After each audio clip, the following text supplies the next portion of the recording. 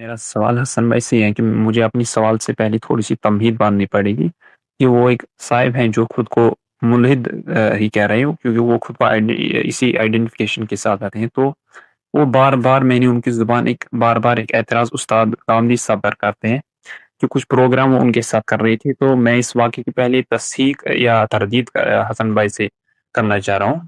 तो वो ये बयान कर रहे हैं कि एक टीवी प्रोग्राम के दौरान उन्होंने गामदी साहब से एक सवाल वो कुछ अज़ाब जज़ा के रिलेटेड शायद ये वाला टॉपिक था। तो उन्होंने एक उसमें एक एग्जाम्पल के तौर पर गांधी साहब से सवाल किया था जो वो आज बयान करें। मुझे नहीं इस वाक़े की मुझे हकीकत नहीं मालूम है।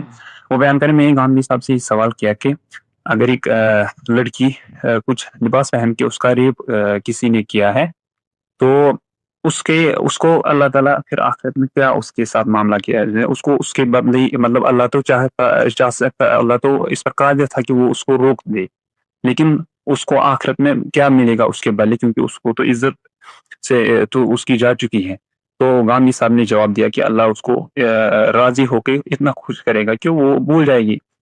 तो फिर वहाँ कोई ऑडियंस वहाँ थी, तो तालिब इल्म वहाँ से एक तालिब इल्म खड़ी हुई, उसने कहा अगर मैं भी कुछ इसी तरीके के कपड़े पहन के, तो मैं इसका मतलब मैं भी इसी तरीके से फिर जन्नत हासिल कर सकता हूँ।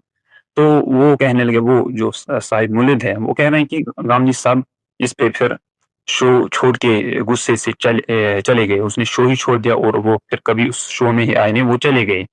तो मैं हसन भाई पहले इसकी तस्सीर कर देता ना और इस वाक़े की हकीकत क्या है, फिर मुझे इस पे कुछ सवाल है, इसी पे वो सवाल है, वो मेरा असल सवाल। जी, वाक़े की तस्दीक के जो दुनिया के मुसल्लमात हैं उनमें तो ऐनी शाहिदीन की हिस्सी गवाहियाँ होती हैं।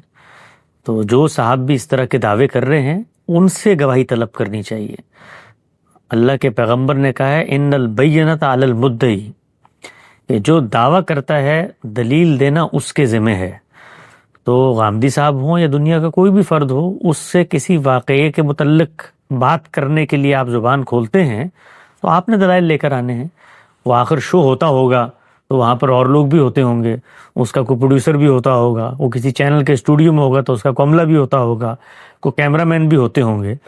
तो अगर कोई शख्स कहता है कि गामदी साहब ने किसी मौके पर उनसे जवाब नहीं बन पड़ा और उन्होंने चीज़ों को उठा के फेंका और वहाँ से वो निकल के चले गए, अगरचे सनद के लिहाज से ये बात सिक़ा रावी भी साबित कर दें तब भी दिरायत के लिहाज से नाकाबिल कबूल है।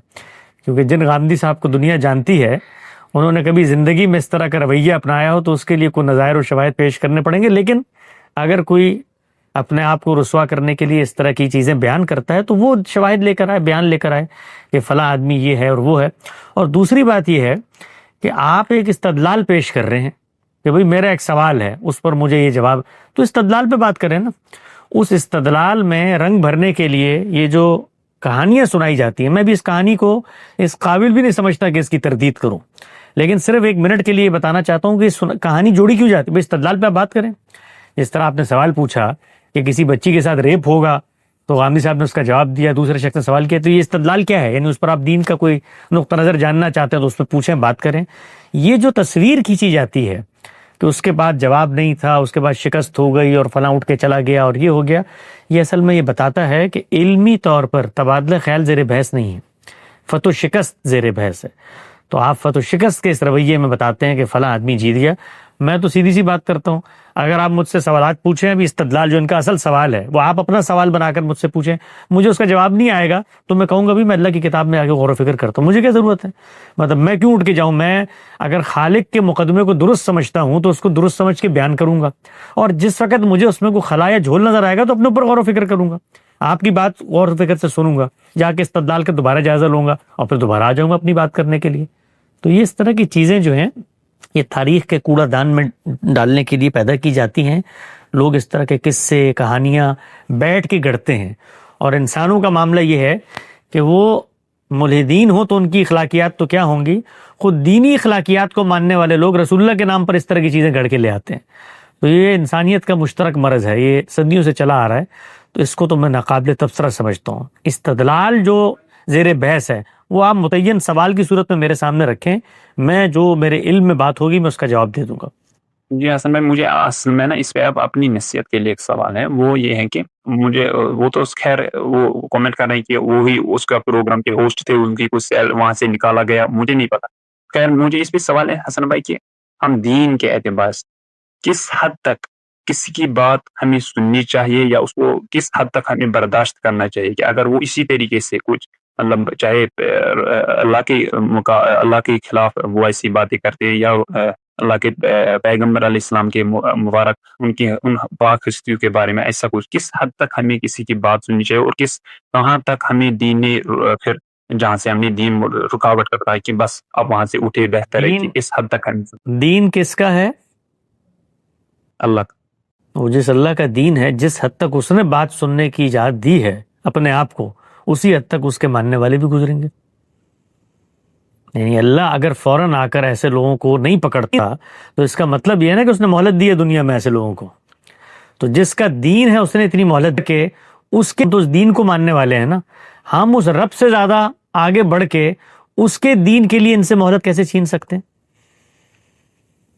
بھئی تصویب یا تائید تو خدا سے لانی پڑے گی نا. اس کے دین کی محافظت ہو رہی ہے، اس کے دین کے لیے غیرت کھا رہے ہیں. تو جس کا اپنا دین ہے اس نے تو مہلت دی ہے قیامت تک، اور میں اس کے دین کے لیے اس کے رویے سے آگے بڑھ کر اس مہلت کا خاتمہ کر دوں تو میں اصل میں کچھ نہیں کر رہا سوائے اس کے دین کے خلاف جانے کے. تو ایسے لوگوں کو اللہ نے مہلت دی ہوئی ہے زمین پہ کہ تمہارے پاس مہلت ہے، جتنا گند پھیلا سکتے ہو پھیلاؤ، اور ہم نے تمہاری رسی کو ڈھیلا کر دیا ہے، اور پھیلاؤ. اور جب تم پھیلانے کے لیے نکلتے ہو ہم شیطان اور مسلط کر دیتے تاکہ اور پھیلاؤ، اتنا پھیلاؤ کہ پھر تمہارے پاس پیش کرنے کو کوئی عذر باقی نہ رہے. تو یہ کام ہے جو اللہ نے کیا ہے. انفرادی سطح پہ مجھے یہ کام کرنا ہے، معاشرے کی سطح پر، نظم کی سطح پر، ریاست کی سطح پر پھر دین کی طرف جاؤں گا اور دیکھوں گا کہ اس نے کوئی ہدایت دی ہے تو وہاں پر اس نے مجھے ہدایت دی ہے کہ کوئی شخص علمی اختلاف رکھتا ہے الگ چیز ہے، کوئی شخص گالی دیتا ہے، بد زبانی کرتا ہے، لوگوں کے احساسات مجروح کرتا ہے، تو یہ فساد کا ارتکاب ہے. اور فساد کی انٹینشن، فساد کی انٹینسٹی اس کو دیکھ کر نظم اجتماعی فیصلہ کرے گا. لہٰذا ہم یہ کہتے ہیں، غامدی صاحب نے اپنا ایک آرٹیکل ہے توہین رسالت کی سزا کے عنوان سے، اس میں لکھا ہے کہ اس طرح کے لوگ اگر شوریدہ سر ہو جائیں اور بار بار بھی ان کو توجہ دلائی جائے، نظام توجہ دلائے، وہ نہ مانیں، تو فساد کی سزاؤں کا اطلاق کرنے کا خدا نے ہمیں اجازت دی ہے. لیکن یہ اختلاف رائے پہ نہیں ہوگا، یہ اس وقت ہوگا جب پوٹینشلی فساد وجود پذیر ہو جائے گا.